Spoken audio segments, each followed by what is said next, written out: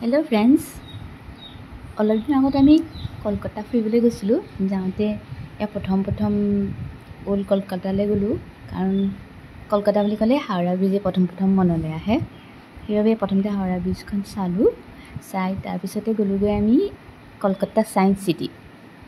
এই ছায়েন্স চিটিখন খুব সুন্দৰ লাগিলে চাই, খুব ভাল, খুব মনোমোহাকৈ পৰিৱেশটো সজাই থৈছে। এয়া চাওকচোন, নহয়নে বাৰু? বহুতেই ধুনীয়া। এয়া ৰবীন্দ্ৰনাথ টেগোৰৰ প্ৰতিমূৰ্তি ছায়েন্সৰ টেকন'লজি ইউজ কৰি খুব সুন্দৰকৈ বনাই থৈছে। এয়া চাওক, ভাল লগা নাইনে? বহুত সুন্দৰ লাগিছে।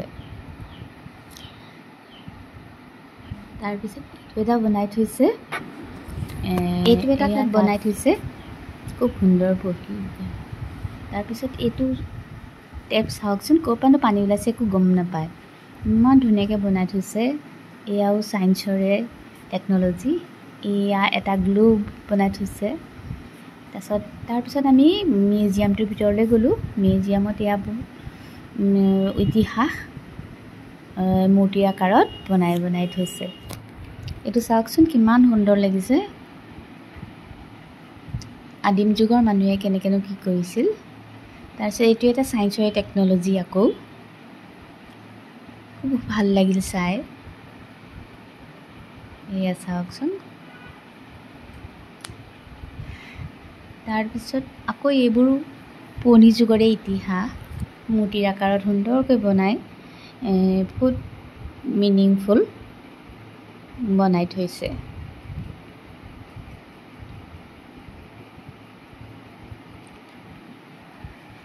এনেকৈ মিউজিয়ামটোৰ ভিতৰত কি আছে, মই এই সকলোখিনি ভিডিঅ'টোৰ সহায়ত থুলমূলকৈ দেখালোঁ। আপোনালোকে চাব, কেনেকুৱা লাগিলে ভিডিঅ'টো জনাব। এয়া এটা চাওক, যন্ত্ৰ মন্ত্ৰটো সৰুকৈ বনাই থৈছে। এইবোৰ ছায়েন্সৰে বস্তু। তাৰপৰা এইবোৰো আগৰ যুগৰ মানুহে কেনেকৈ কি কাম কৰিছিল তাকে দেখাইছে।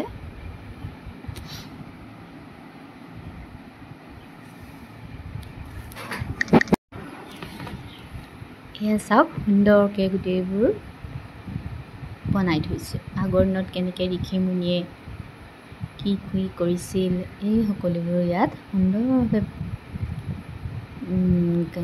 মূৰ্তি বনাই বুজাই থৈছে। সঁচাকৈ ভাল লাগিছে, নহয়নে? এয়া চাওক, ভিডিঅ'টো চাই কেনেকুৱা লাগিলে জনাব।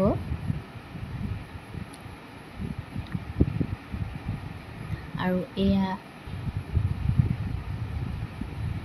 তাজমহল, কুতুব মিনাৰ, এইবিলাকো সুন্দৰকৈ সৰুকৈ বনাই তাত সজাই থৈছে।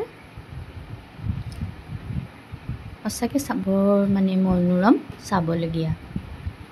কলকাতা গ'লে এই ছায়েন্স চিটিলৈ যাব, গৈ এইবোৰ চাবচোন, খুব ভাল লাগে সঁচাই। এয়া চাওক আপোনালোকে।